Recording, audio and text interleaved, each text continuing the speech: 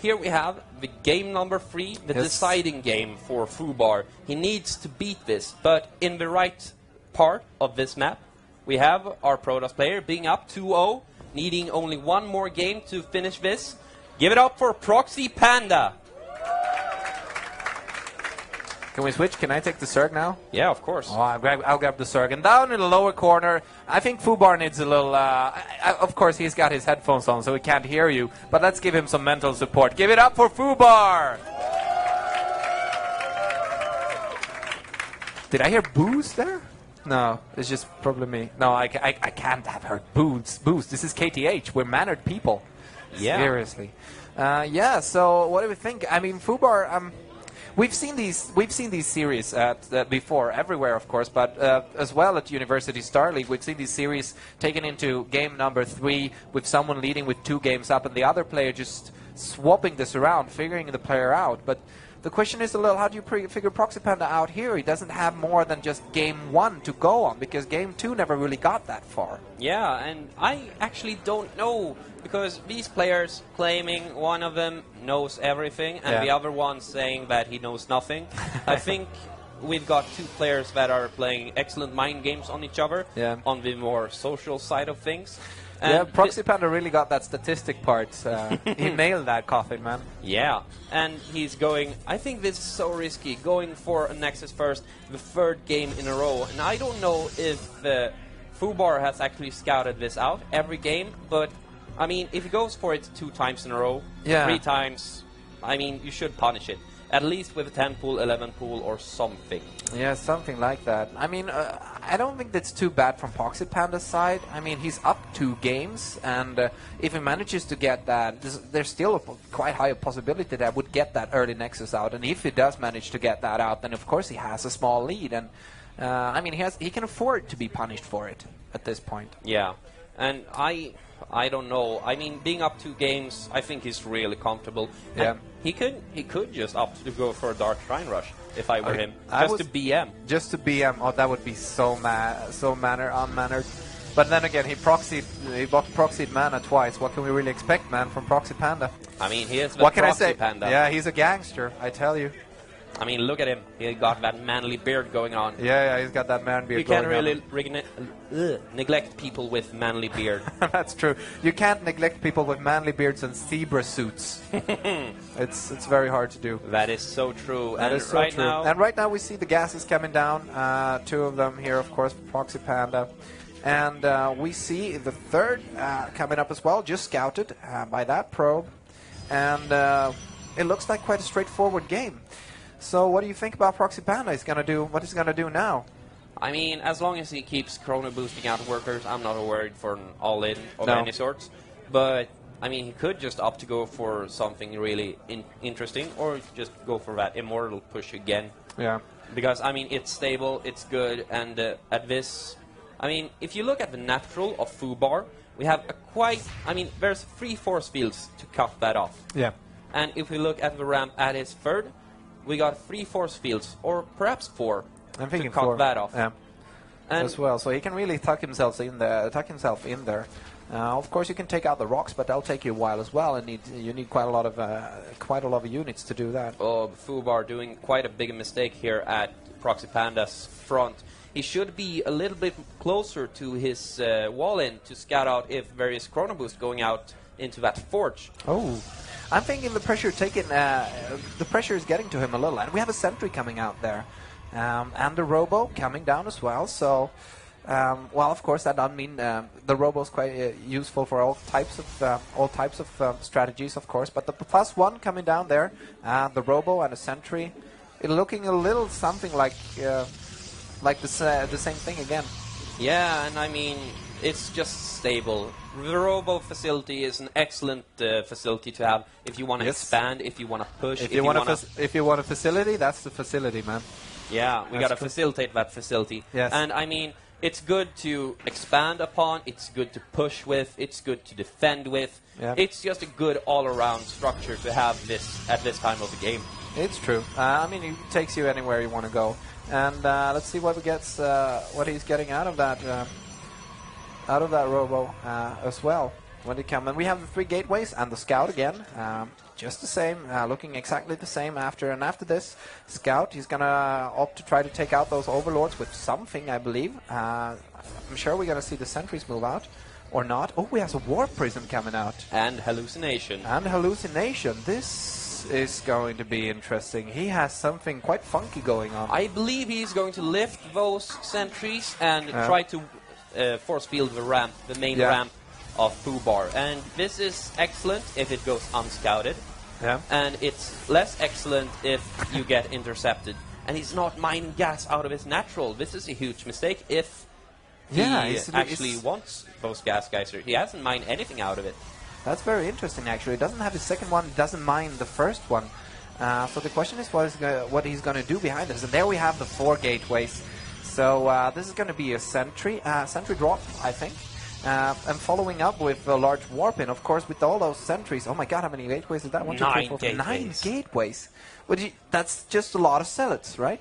Yeah, and I mean... There's a crap ton of zealots, and that's the reason why... now he started mining that gas, but he doesn't have his 4th gas. And here's the Overlord scouting the sentry drop coming in. And nothing in the main. He doesn't have anything in the main, and those few Zerglings... Oh, the Zerglings get... they get force-fielded on the outside, and he's going to have so much energy to keep force-fielding that ramp with. Oh, and roaches are coming out a bit late, and I don't know, this is an excellent push. And right now, FuBaR needs to push with his forces he has on the bottom. Yeah, and he's trying to position everything, of course, in every nook and cranny of that base to try to take out those zealots as efficiently as possible. But there's going to be so much more coming. Yeah, and FuBaR has almost no means to take out that Warp Prism. No. So ProxyPanda can actually just keep warping in sentries and keep force-fielding that ramp. So right now he's just buying infinite time if FuBaR just stands here with his army. Exactly, but ProxyPanda as well, he could be moving those units in to try to do more damage economically, I think, still. Yeah. And he's throwing down some pretty nice transfuses on those roaches, but I don't know how much that's going to help, actually. I mean, if you have 4 sentries, you have infinite force fields, as long as you only put down 1 at a time. Yeah, and here go all the workers trying to micro everything down. What's the question around this is, what's keeping FuBaR from just doing a counter push? I don't know. Oh, he's pulling the workers from his natural. I believe that is a mistake. That is a large mistake. I don't really know what they're supposed to do there. And I mean, FuBaR has no reason to stay at home when his ramp, his force field all along. He should just abandon his main and go for it to the left and just go for it. And I mean, go for a base race in this situation, of course. Right now he does. And there's the race situation.